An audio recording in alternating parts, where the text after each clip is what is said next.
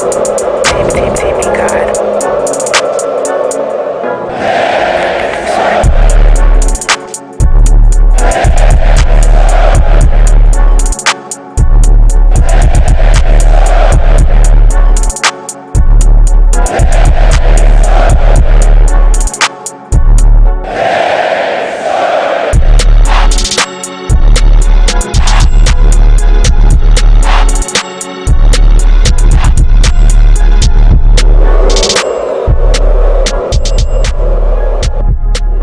TV God, the producer.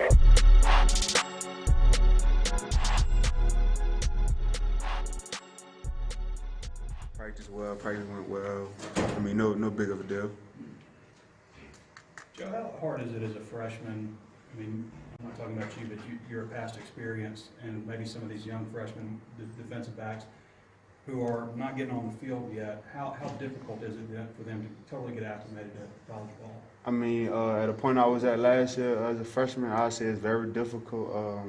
I mean, you're not playing.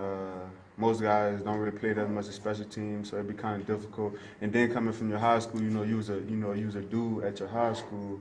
Making that transition and have to learn from the older guys. It's very difficult to be in that position. Your thoughts on Devin and his decision to transfer? I wish him nothing but the best. Us being from the same spot. What I'm saying? It's whatever is what's best for him and his family, what I'm saying? So I wish him nothing but the best. Were you surprised by his decision? Yes, I was surprised. Like I said, I try to talk to him a lot on it, but I can't make his decision for him. I can only give him good advice. How's Coach Cooper been just with you guys and his tone? The tone, the intensity is very high. This year we've done a lot more of learning. We've grown as a defense. They say we're young, but we get better every day. We don't make the same mistakes every time. Has it been hard playing every snap? It's not hard at all. We won't be out there. What I'm saying? That's what we've been practicing for. I mean, us being younger, this is some of the younger guys waiting from last year. Like a couple guys didn't play that much. They play a lot this year, so we will go all 4 quarters. 5 if they had 5. Auburn's not a slow team. What are your thoughts on their wide receiver core? They got a good couple good wide receivers. They got a fast guy back there. We're gonna keep eyes on him. It's gonna be a lot of eye discipline when we play Auburn. They're gonna move the ball a lot. They got a good screen game. We're gonna make sure we keep our eyes locked in on with the ball. What do you feel like you still want to get better at? As a defense, is not letting the ball, get thrown over our heads. And that's what I think we have improved on a lot this year. Our corners are locking up. Safeties are playing very well. So not giving up no touchdowns at all. I think y'all limited Auburn to 225 yards or something last year. What do you remember about that game, and what do you think you maybe take from that for this year? Like I say, good eye discipline. I know they're gonna throw the ball. They're gonna air the ball out a lot. Everyone knows that. So just like I said, not letting the ball get thrown over our head is gonna be one of the biggest things when we play Auburn. How do you personally block out the noise, and how different is it this year opposed to last year, and just the team being a family? It's a big difference. Like you said, we still in it to win it. We haven't gave up. We still come together as a whole. Even after the game Saturday, we got in Sunday. We practice hard. Tuesday we practice even harder. In the locker room, it's the same vibe. We still brothers. No one's fussing at each other. So I said we've grown a lot in that area also. And then the noise? We don't really entertain the noise. People gonna say what they won't say. That's any and everywhere. So we just really don't look into that and try to get into that at all. So I really stay off Twitter. If you notice, I haven't tweeted in a couple of days because I'm still locked in on the main goal. How nice is it to be home? Sorry? How nice is it to be home this weekend? Oh, it's very nice, So we're playing a real good team, and the crowd, So I hope the crowd come with the noise so we can go out and get the dub. How far along is Traylon, just for a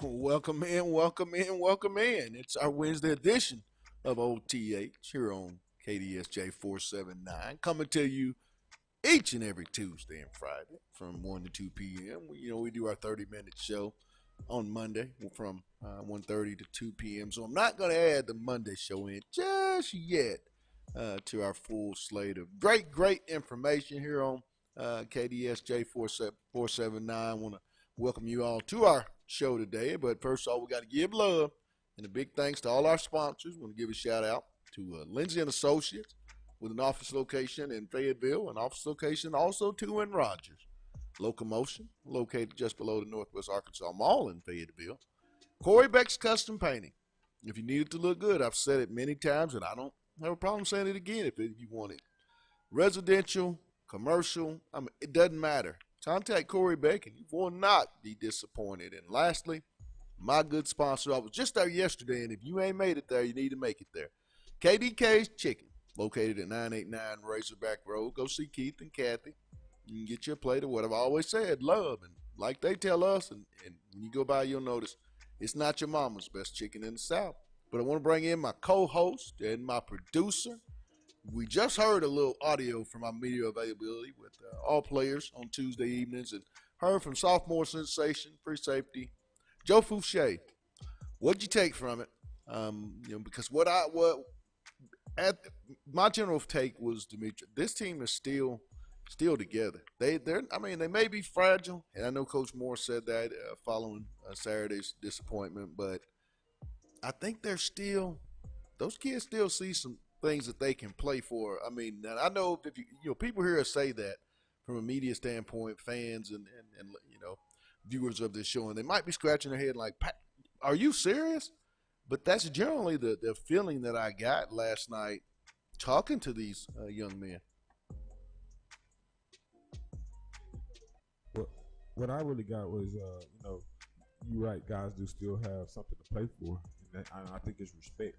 I think the younger guys understand that, just because these older guys are transitioning out and leaving the program doesn't mean I have to have this bitter, sour taste in my mouth, and it's up to me to right this ship. Right. And, I commend Joe Fouché taking the leadership, because there's some things on the field that I think Joe can fix to be a unique player, but right now I think that's still timing.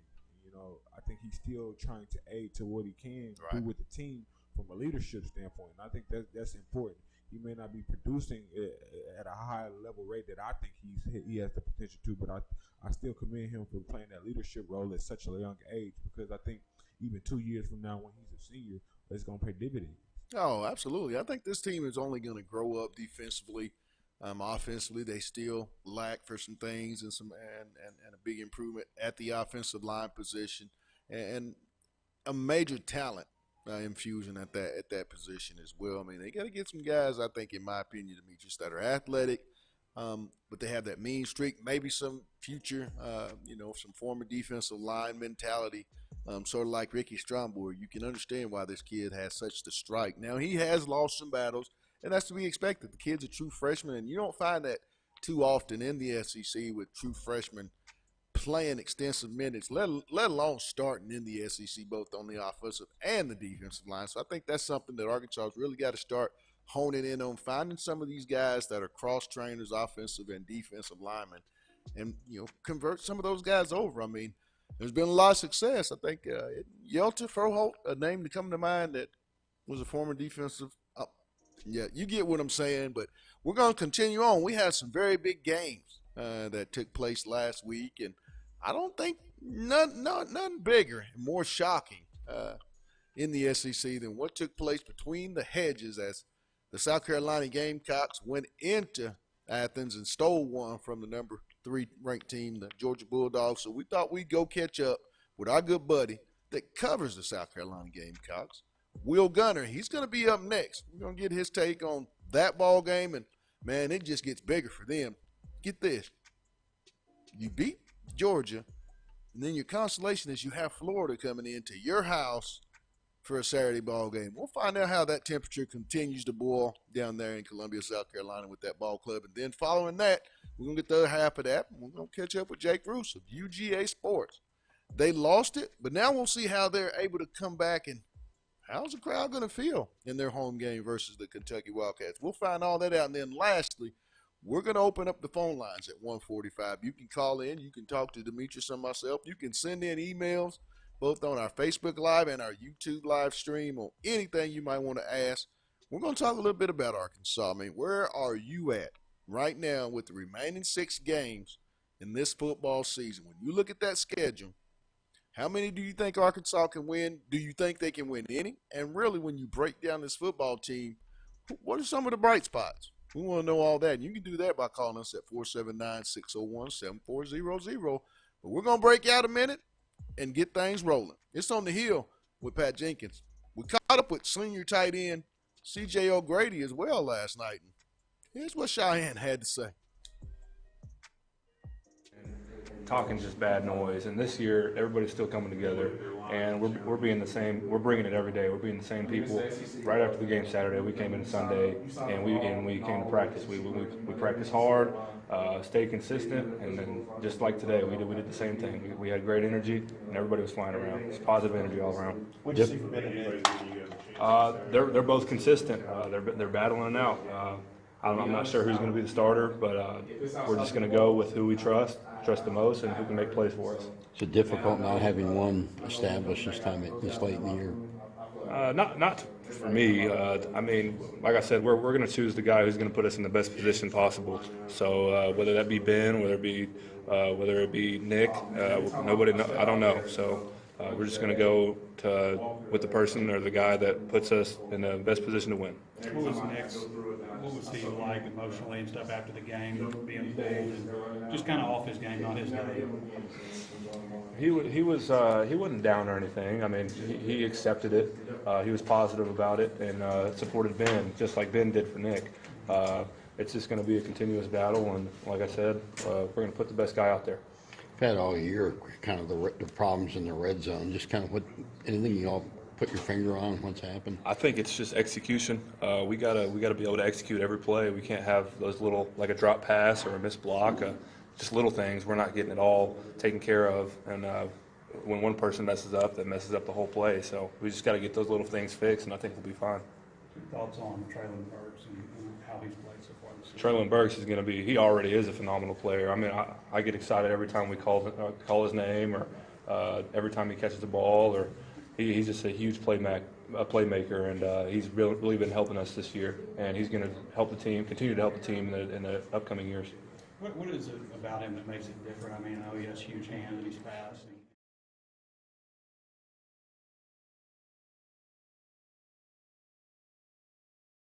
We had a very, very shocking ball game that took place in the SEC, and it took place between the hedges as the South Carolina Gamecocks went into Athens, Georgia, and knocked off third-ranked Georgia Bulldogs in quite shocking fashion. So we thought we'd go back down to Columbia, South Carolina, and talk to our good buddy about that and get ready for what they have coming into Columbia, the Florida Gators, another big game. So let's talk with Will Gunner of Spurs and Feathers. Will, welcome back to OTH, my brother. Good to hear from everybody. Hope y'all doing well out there. Man, I'm doing fine. It's a little, fall-like, but everything's going good. Let's talk a little bit about how the temperature's going right now down in Columbia. Talk about that. You guys went down it between the hedges, stole one. Let's recap that game. What were some of the things that they were able to do, South Carolina, both on offense and defense, that maybe a lot of people didn't expect for them to be able to accomplish? Well, I think controlling the line of scrimmage. And I think on both sides of the ball, both running the football offensively and being able to at least do it effectively when you're essentially down to your third-string quarterback. Jake Bentley was, again, the starter at the beginning of the season. He's out for the season with an injury. Ryan Helinski, the backup, who's now the starter, goes down in the third quarter, and you're under to Kerryon Joyner, who is the third-string quarterback, although, again, it was as I said, it was a four-star recruit and had plenty of committable offers coming out of high school 2 years ago. So it's not like he threw a walk-on out there. When we say third-string quarterback, I feel like that's kind of a knock on him. But certainly a guy who had played wide receiver. So being able to run the football effectively against that Georgia defensive front. And then on the flip side of that, Georgia runs for a pretty solid amount. They averaged 4 yards a carry. I think they were at 179 yards for the game. But you never let them get out of control with it. And South Carolina's defensive front pressured Jake Fromm throughout the afternoon. Javon Kinlaw has turned himself maybe into a top 10 overall draft pick, the defensive tackle there in the middle. And the way he's played, obviously, against Alabama, now against Georgia, and then you've got some help. And so, the big surprise was that South Carolina was as good as they were up front on both lines of scrimmage. That Georgia offensive line is supposed to be one of the best in the country. And South Carolina gave up a lot of yards. They gave up over 470 yards, 460 yards. Right. But they were able to get the key stops when they needed to. And certainly when Georgia runs 95 plays, you expect them to wear you down in the fourth quarter and overtime, but that was not what happened. The thing that I have to, piggyback off of your previous statement about that defensive line there at South Carolina, under new defensive line coach John Scott, a former DL coach here at Arkansas, that a lot of us were quite happy with. I mean, talk about the job that he's been able to do with that group of young men, because he's got a couple of young guys that are really starting to stand out. I know Kinlaw is one of the guys that stood out, and he's done that throughout the SEC. But talk about just some of the things that Coach Scott has added to the defensive line, because they didn't – I mean, it was a very, very I would have to say an even battle. But with, your defensive line versus that Georgia talent on this past Saturday. Yeah, they were about ready to send him back after the first game after North Carolina ran for 283 yards. But this week, he's been the talk of the town, and a lot of people have praised the job he's done and the kind of the turnaround, because it really the Georgia game was a nationally seen game for the defensive line, but South Carolina did that against Kentucky too, and I know Kentucky. Sawyer Smith is playing, and that's not the same Kentucky team we've seen in the past. Right. But South Carolina's defensive line dominated Kentucky as well. They held Kentucky to about 130 yards, I think 140 yards, until the final drive. The game was well out of hand. There was 3 minutes to go, and Kentucky put in Lynn Vogt at quarterback, and he just ran around. And South Carolina wasn't prepped for that, and they gave up an 84-yard drive in the final minute or something, which, was irrelevant at the time. But so it's kind of been to be honest with you, it's been the last 2 games, not just the Georgia game, but the Kentucky game as well. So again, John Scott has been a guy who all of a sudden this week everybody's going, we like this guy. He's impressive because Javon Kinlaw is playing a much better, higher level. Kobe Smith is a guy who is a senior. He's been around the program for 4 years and seems to be having the type of year that may even have him drafted late in the NFL draft, 5th, 6th, 7th round. You've got young guys like Zach Pickens is coming along on the interior, and Rick Sandage, who was a big-time recruit who chose South Carolina over Georgia last year. He's a sophomore this year. Rick Sandage is 6'5", 300 pounds, and is a guy who is all of a sudden starting to really make his name and his presence felt in the SEC. He's had back-to-back very impressive games. So you're exactly right. John Scott, what he's done with the interior of that line has definitely been something on our radio show this week, and I've noticed on Twitter and message boards, people are really praising the job he's done as this group continues to develop. When you look at this group heading into this Florida game, let's get off into that. You win a big game on the road. Now you're coming back into Williams-Brice Stadium as Will Muschamp and that ball club and staff.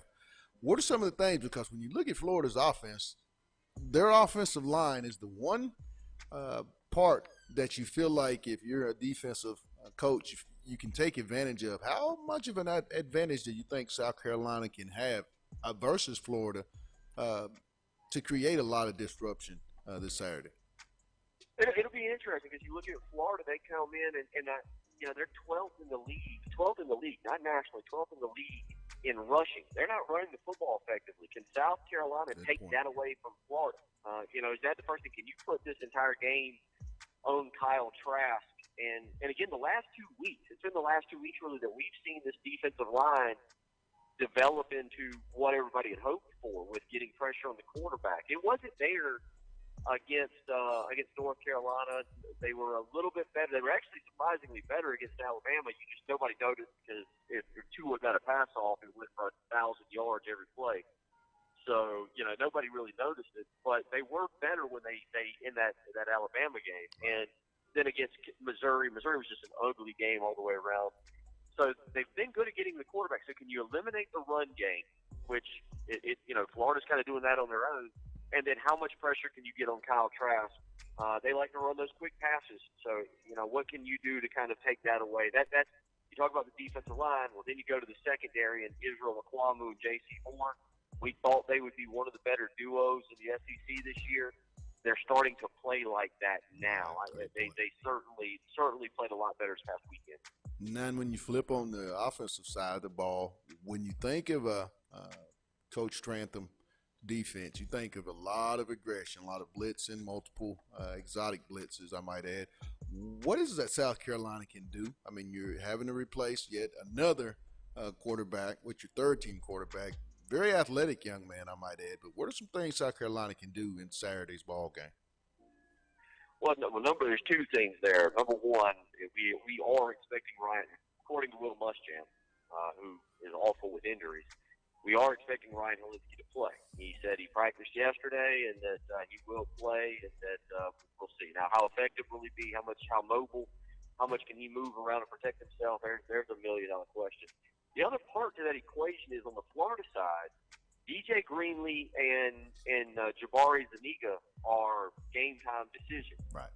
And without those two guys, that Florida defense is an entirely different unit. They still got Jeremiah Moon, which you got to keep an eye on, but it changes the dynamics of their ability to rush the quarterback. And so if that's the case, if those guys, and they won't be 100, Zuniga and Greener won't be 100%, even if they play.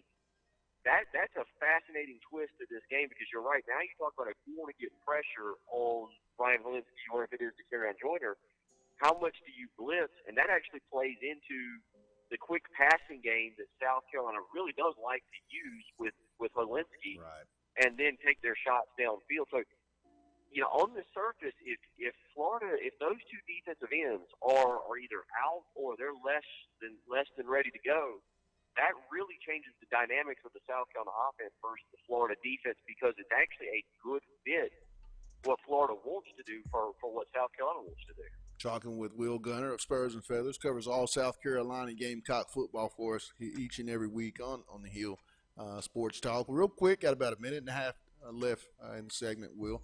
Give me your offensive player, your defensive player, and your final score in South Carolina versus the Florida Gators and Williams-Brice on Saturday. I'm going to go offensive player. South Carolina, here's a stat for you. When they run the ball over the last 2 years, the last 12 SEC games, when they've run it 34 or more times, they're 6-1. When Right. South Carolina runs Great the football, when they commit to the running game, they're 6-1. The only loss was last year at Florida. They blew a lead in the fourth quarter, blew a 17-point lead. Rico Dowdle, the running back, he's got to be effective. He's been very good the last 2 weeks. He actually ran for 100 yards against Alabama. He ran for 100 yards against Kentucky, and he was very, very good last week in that game. If Rico Dowdle can run the football against Florida, that's huge. Defensively, keep an eye on freshman defensive back Jamie Robinson. I think J.C. Horn and Israel McClamu match up well, but Florida's deep at wide receiver. Jamie Robinson has been big this year so far. And then you want to score. I've seen this before. I've seen this storyline before with South Carolina where they had to go on a trio of games like what Florida's going on. It's tough, man. It's tough in the SEC. I think South Carolina being at home is the difference. I'll take the Gamecocks. I think South Carolina gets it done. There's a lot of momentum with this team right now. I'll say 24-21 here in Columbia. I'm telling you, if you get this one, Will, you guys could set up a pretty big ball game heading up in a couple weeks up there in C-Stat.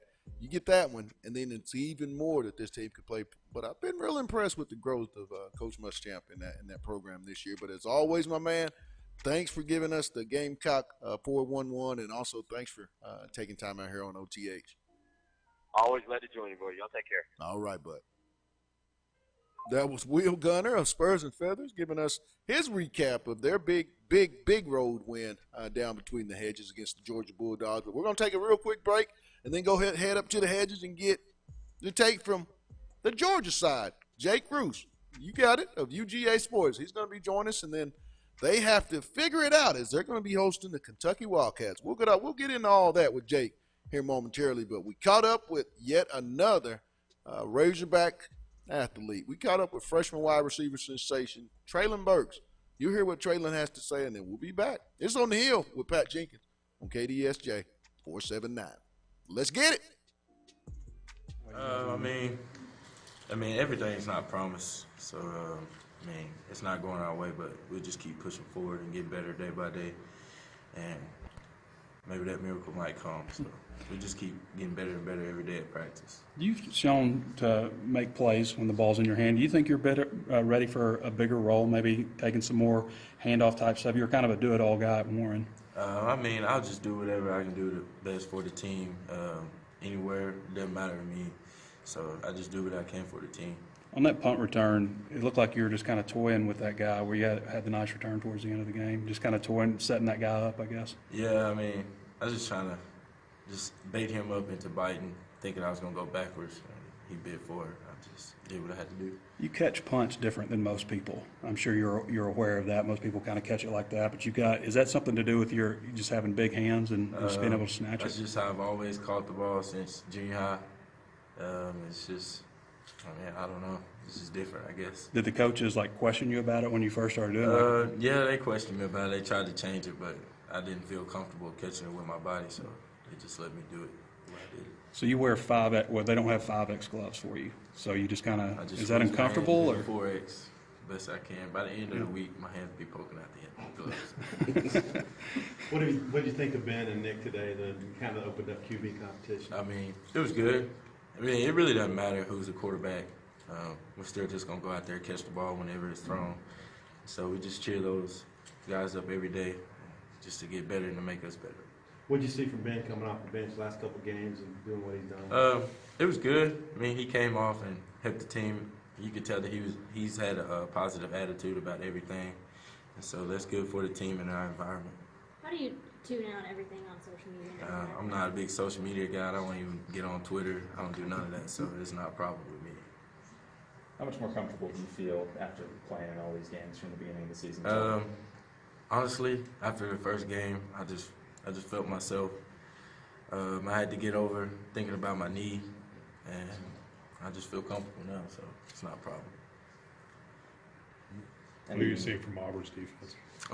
Well, they're secondary. They're real big, physical. I think they're one of the biggest secondaries we're gonna play this year. So they're good. It's gonna be a good competition. So we're ready for it. Any one player, wide receiver, and older guy that's kind of taking you under the wing? Yeah, basically all of them. But Welcome Tyson back. Moore's Welcome back. 19 It's our Wednesday is the most edition amazing. of OTH coming to you from KDSJ 479 today from 1 to 2 p.m. But real quick, before we get to our next guest here on OTH, I want to give a shout out to our sponsors, Lindsay & Associates, Locomotion, Corey Beck's Custom Painting, and our newest and one of the ones I really like, KDK's Chicken. But we're going to head on down to the hedges because last weekend there was a very shocking ball game that took place, and I think it was one not a lot in the country, and I know a lot of us throughout the SEC didn't expect, but we're going to get that side of it while we talk to the good buddy that you guys know. He knows it all. UGA Sports, Jake Ruth. Jake, welcome back to OTH, my man. Thank you for having me as always, Pat. It's glad that you're here, Jake, because when that game was over, the one guy that I want to talk to and get kind of the pulse of this football team through would be you, Jake. What have you noticed about this football team since they walked off that field on Saturday? I think that Georgia realized that they went into that game overconfident, and I think that that's what came back to bite them. They've had some slow starts to this point in the season, but they've been able to overcome them, and I think that kind of gave them a level of confidence in dealing with it and thinking that they could do that once again. But certainly just wasn't the case for them this time. This was a South Carolina team that seemed to be able to answer them at every punch along the way, and then you got to give credit to those guys as well. I thought that they did a tremendous job game planning for Georgia. I thought that their defensive front held strong all day. Their defensive backs didn't allow much in the way of space for the wide receivers, and certainly Israel Makuma played an outstanding game. When you force 4 turnovers on defense and the other team's unable to create any, you're always going to have a really strong chance, I think. One of the big things I think that you look at is, Jake Fromm, that very experienced junior quarterback, goes into the game with no turnovers, turns around and has just an off day from a quarterback standpoint. What's been the message that Kirby and that offensive staff have tried to, convey to Jake heading into this home game versus Kentucky? Well, I don't think they want Jake to feel like it's all his issue, and I certainly don't believe that's the case either. I think that he's a kid who, has carried this team throughout the Kirby Smart tenure for the last 2 years, going into this 3rd year now, and it was a lot of that was on receivers having trouble finding separation, and obviously the run game wasn't there. DeAndre Swift put up 100 yards, but it was a little bit harder sledding for him than normal. I think that they want to make sure that Jake knows that they've got his back. They believe in what he does as a quarterback, and that they're there to support him because obviously he's going to be the linchpin for the rest of this season. And if he comes back next year, he'll be the incumbent again. So I don't think it's a situation where you can place the blame on Jake Fromm. I certainly don't get the feeling that the Georgia staff is doing so. How hard do you think Coach Pittman down there at Georgia was on that big offensive line? I know it was quite shocking that they weren't able to get that running game going with 2 studs that you guys have down there in Georgia, and Herring and Swift. Talk about how important that is, and has it been a really, really big emphasis that they get back to running the football this weekend versus Kentucky? As if you watch tape, Arkansas had quite the success there with Raheem Boyd and Devoir Whaley. I think they rushed for about 7 on the average, 8 yards per carry. Is that something that Kirby and that staff really are going to try to exploit this Saturday? Yeah, I think that they definitely want to get back to that. But I think as much as anything, what this team wants to see themselves develop on offense is the ability to create explosive plays. That's the thing that we're hearing from Kirby Smart on a very consistent basis. And I can understand why. Like I said, DeAndre Swift putting up 100 yards the other day, but you haven't seen those big, long breaks for him. You haven't seen a situation where Georgia's breaking many plays over 25 yards. So that's made it feel a bit stilted. I think that they've got to find a way to liven this passing and rushing game up. I think that the offense as a whole just has to focus on a situation where they can get out there, mix it up, and take some shots and win some of those shots. I think that's got to be the big thing for them. Now, when you versus Kentucky, we all know Lynn Bowden, the co-SEC Offensive Player of the Week, as he had quite the game versus Arkansas last Saturday night. What are some things defensively? Kirby Smart's a very, very wise defensive-minded coach. What's going to be the plan for that Georgia defense versus Kentucky, and what I would anticipate, based on what I've seen, Lynn Bowden to play a huge role for Kentucky on Saturday night offensively from that quarterback position?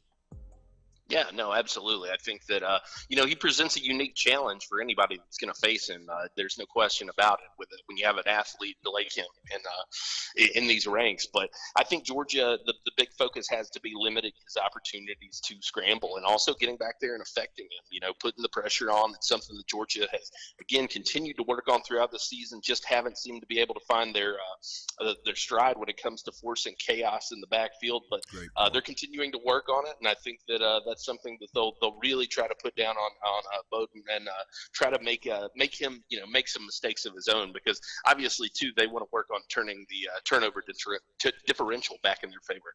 Talking with Jake Roos of UGA Sports, talking all Georgia football here on the Hill with Jake. Jake, how's the football team health-wise? This is the SEC, and as the season wears on, there's going to be some bumps and bruises, and particularly when you're in a game such as the South Carolina game. What I watched was a very physical football game. How are the Bulldogs heading into their home game versus the Big Blue Nation?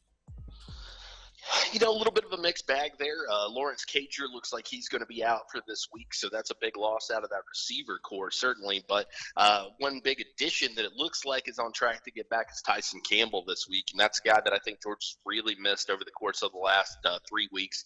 He's a guy who has a lot of experience at that cornerback position, a lot of speed back there, and also the size that they love. So I think that kind of swapping those guys in and out, it's a loss on offense, but certainly a boost for your defense. And then on the offensive line, Solomon Kinley still kind of up in the air. They believe he's going to be able to go this week. So for the most part, they're healthy. A little bit nicked up, I think, as everybody is. But overall, Georgia sitting in a good spot in that regard. Well, I know I got about a minute and a half left in our segment today, but I want you to give me your offensive player for this Saturday, your defensive player, and what will be the final score between the Hedges versus Kentucky and the Georgia Bulldogs in this Big East contest we're going to be seeing on Saturday?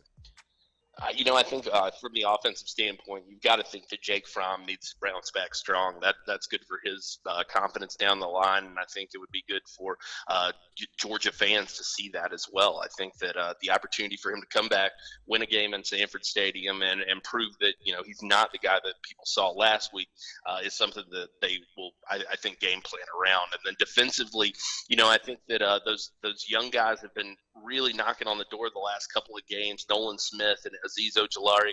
I'm going to go with Ojulari as the guy. I think that he takes a big step forward this week. We've seen him have captain duties at this point in the season. We've seen him get in the backfield, create some of that pass rush that they're really starved for. So overall, I think that he's going to be the guy. And then as for a score prediction, I think that Georgia's kind of got to get back to what they do well, and that's run the football. And that may be a situation where that means they don't put up a ton of points, but they're shooting for that 35-point range, and I think that it's going to be a situation where they can maybe get in there. If they're able to contain Lynn Bowden, I think that they've got a good chance of winning this game, and I think that they can do so by 14 to 21 points. Well, Jake, as always, love having you on. I know after this weekend, you get a break next weekend right before what I think is one of the biggest rivalries, that cocktail party, as you guys will be taking on the Florida Gators. But for now, my man, enjoy this weekend's game. Thanks for your time here on OTH. I appreciate you, buddy. Thank you. All right.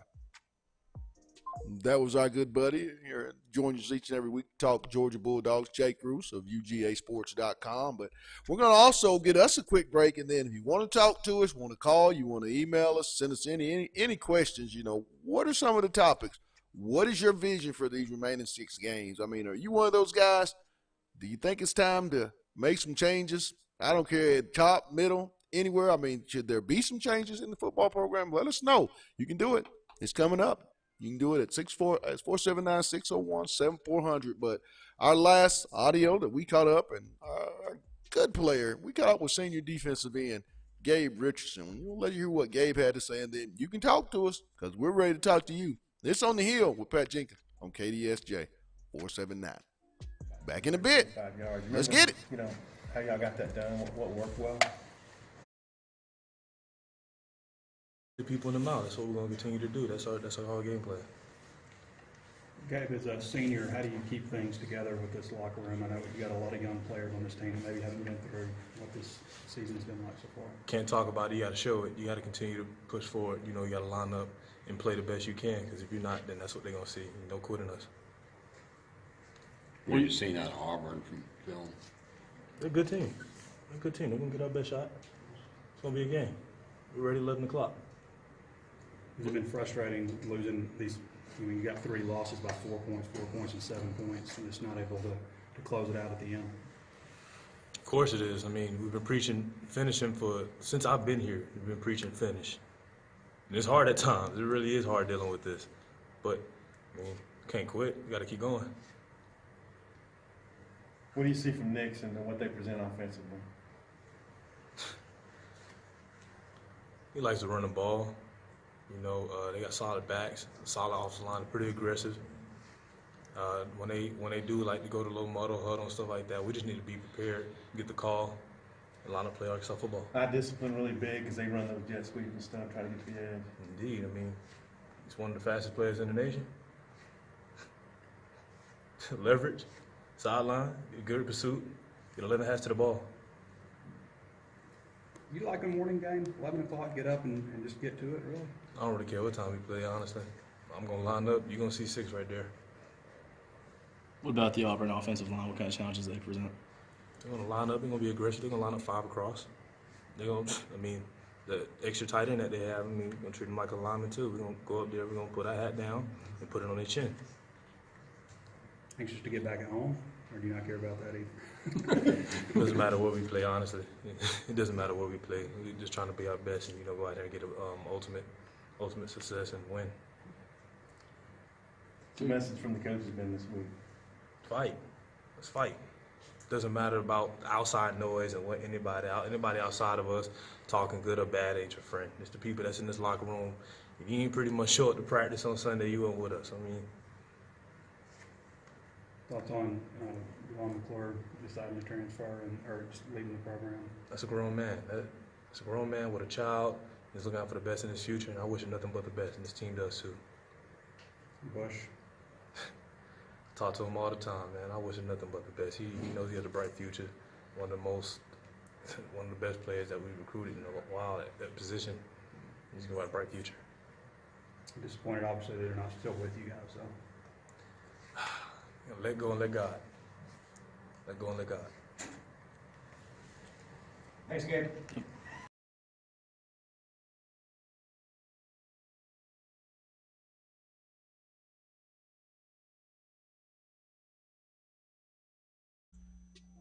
Put it to you, it was pretty cut and dry. In my opinion, that's what I saw. This is a team, I think that's, they've adopted the us against the world mentality, and I think sometimes that's really a good thing rather than a bad thing. I think when you're in a corner, and Chad said it on Monday, they are in a very, very peculiar, tight corner with nowhere to turn. It's been a very sad and verbal situation throughout the fans, and I can understand. I'm not going to sit there and say fans are wrong. I understand the frustration. If you invest and you're being, this has been a long tough 8 years as far as your college program. So I get it, but I think these kids that's been going through it, I think they get it way more than any of us can. And, some of those words that I heard in that interview were words of it's us against the world. Let's get it going. Let's, circle the wagons, kind of like my Buffalo Bills, Demetrius. But, I anticipate this to be a really, really, really good football game Saturday at 11 o'clock. Yeah, I don't think these guys are just going to lay down and allow Auburn to come in here and beat them at home. But, I do see the Arkansas Razorbacks losing. But I think they're going to come out, and play the best they can. I don't. There's a lot of questions. Yes, there are, but there are also a lot of positives. If you look at some of the video we've had from these 4 young men, there's Joe Fouché is going to be a bright spot going forward here at Arkansas. I have no doubt about that young man. I just think he has the it.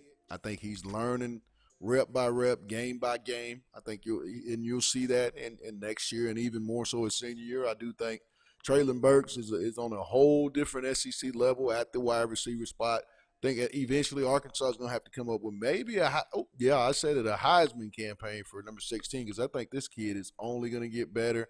He's gained a lot of confidence in his knee from last year as a senior year. He had to sit out.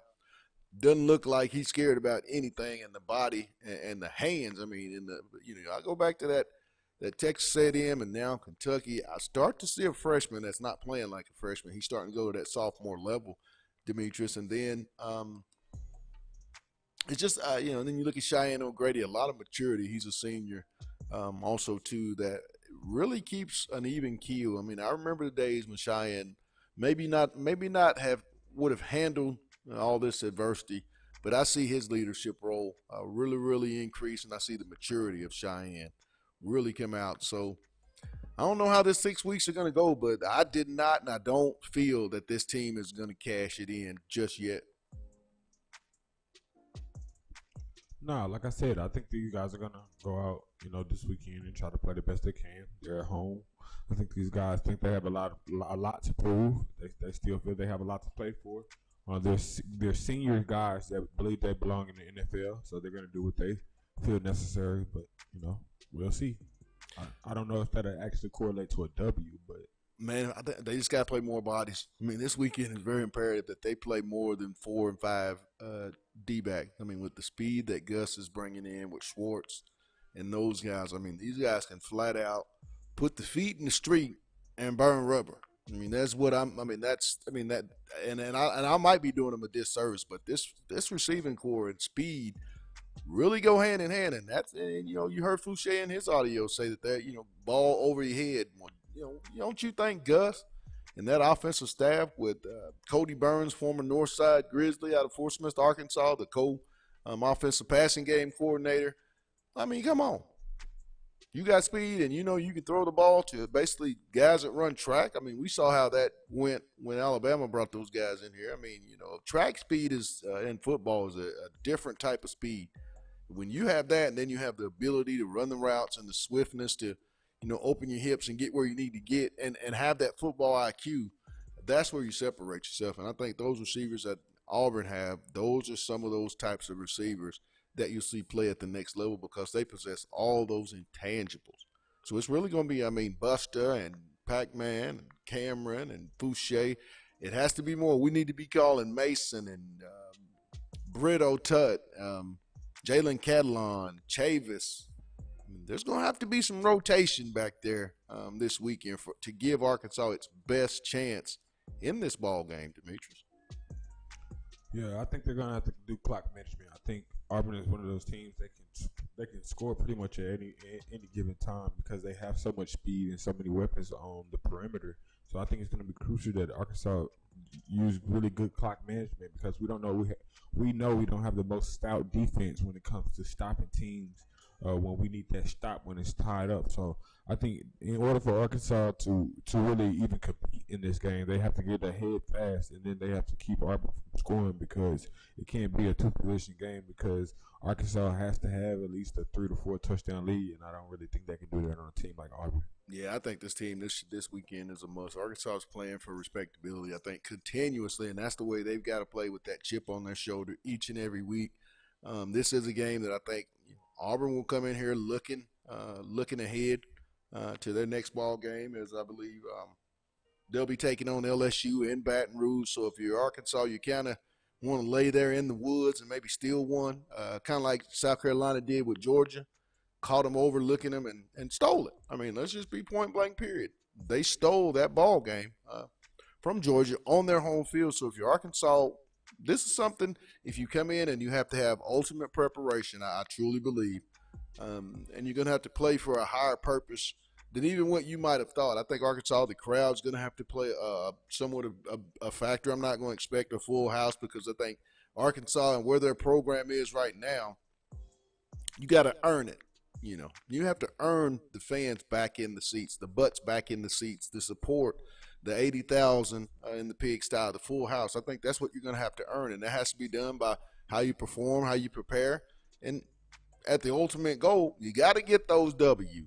It's got to start somewhere. So I anticipate this is going to be a well-played game from both sides. I like the matchup between Gus's schematic mind offensively against John Chavis schematically on defense. I think that's going to be a real big matchup.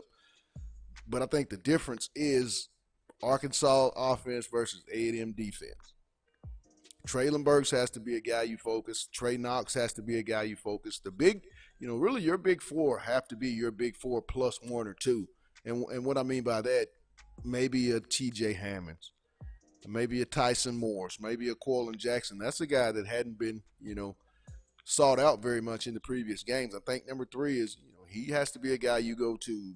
You get Davion Warren, he's back. That's a guy I think you have to. If you have so many toys in your box to play with all the toys because you don't know which ones are gonna each and every night feel comfortable and really have a lot. You have a lot of fun with. You understand what I'm saying? I mean, that's a good point. You see that? Let me see how I put it. Yeah, I think they just have to do an assessment because I really believe you have to get KJ in the game. That's why I kept. Yeah, I'd love to see KJ. That's why I kept raving and saying, man, if they're gonna put these younger guys in, it's better to do it early on in the season when we had those cupcake games where they could have got in the game and it wouldn't have been so fast and on the fly. But you're dealing with a veteran Auburn team, so to me, this is time to throw your dogs out there. This is the time to see, if they're gonna bite. You used to talk about if they're gonna bite young, they're gonna bite when they get old. If they're not, they're not. So I think this is the time that you really test out and see, hey guys, we're 6 games in. You're no longer freshmen now. You're a freshman that's 6 games into the season. So, I want to see a youth movement. I expect to see it this game. I think we've seen the product that these older guys have, and that's not what everybody is deeming as Razorback football. So I think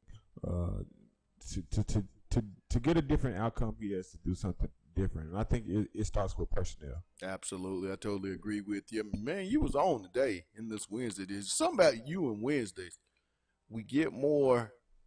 I'm feeling good. I got the bankroll Freddie tickets picked up today. Yeah, you did do that. You did do that. And you was over there during the show. This is how my boy does. We're supposed to be tight like this. This boy, he has KDK chicken. Now, I've told you guys about KDK. Well, he had it, eating it during the broadcast. I had just enough, y'all. But I'm just telling you, I'm smelling it. You hear what I'm saying? It was, I guess he wanted to save some. You always save the best for last, and that's what he did today. But we're going to get on out of here. Tomorrow, let me get you ready. Tomorrow will be the OTH Diamond Gang recruiting segment, as I had to sit down with multiple athletes that will be considered in the University of Arkansas. Dwight McLaughlin, he'll be taking an official visit, 2020, big-time 4-star. I think he's a 5-star. He's probably the best overall athlete in the state of Texas from Klein Oak High School in the Houston area. He's going to be on. I'm going to have a sit down. You guys will be able to hear that in its entirety. Also, too, Ronald Williams III, big-time cornerback out of Hutchinson Junior College. He'll be joining me. We'll talk Razorbacks as well as Lindarius Strange. It could be some strange business, I'm telling you, out of Iowa Western Community College, big-time free safety. All those things will be coming up. We're going to get a lot of the Diamond Gang and find out, with all the turmoil, where are the Arkansas Razorbacks and Chad Morris's staff as far as recruiting some more Diamond Gang prospects to come and represent the AR. Okay, but we'll get all into all that, so you don't want to miss it. We'll have that in its entirety. Like I said, On the Hill Sports Talk Diamond Gang recruiting segment will be tomorrow, and I'm pretty sure you want to hear it all. And then we might throw in a very, very special guest for one of those segments. Who knows? You don't know what we might do, but I bet it's just going to be worth it. It'll be the move. Ain't that what they say now? OTH is the move. So we're the move now. Okay. But we're going to move on out of here. Before we get out of here, I want to give a thank you to our guest, Jake William Gunner of Spurs and Feathers, for talking Gamecock football, getting us ready for the big one that they have coming up in Williams-Brice versus the Florida Gators, and recapping their big one versus the UGA Bulldogs. And then went down to the hedges and got his take. Jake Roos of UGA Sports. He told us the temperature and what we can look for is they'll be hosting the Kentucky Wildcats, a team that the Arkansas Razorbacks just couldn't get past. And then we want to give a shout-out to our sponsors, Lindsay & Associates, with an office location in Fayetteville, an office location also too in Rogers. Locomotion, located just below the Northwest Arkansas Mall in Fayetteville. Corey Beck's Custom Painting. If you need it to look good, commercial, residential, it does not matter. You want to contact Corey Beck's Custom Painting. And lastly, before we get out of here, the one I'm really, that makes me smile. I was just there yesterday and may go back tomorrow. It's what Demetrius just snuck in here and ate in front of me. KDK's Chicken. It's located at 989 Razorback Road. Go see Keith and Kathy. And you hear me say it all the time. Go get a plate of that love, because it's not your mama's. The best chicken and waffles in the South. KDK's Chicken and Waffles. But that's going to wrap it up. Until tomorrow, to you all, it's On the Hill with Pat Jenkins on KDSJ 479. You guys have a blessed one, and let's get it.